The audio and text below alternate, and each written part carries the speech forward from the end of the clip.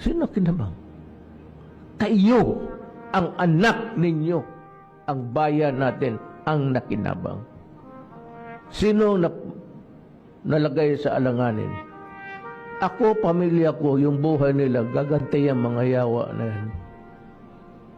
Eh, hindi naman ako milyonaryo na may isa akong squad yan sa likod ng bantay. Ako pa ang napoproblema ngayon. Ako. Ang nakinabang kayo. Kayo, mga Pilipino.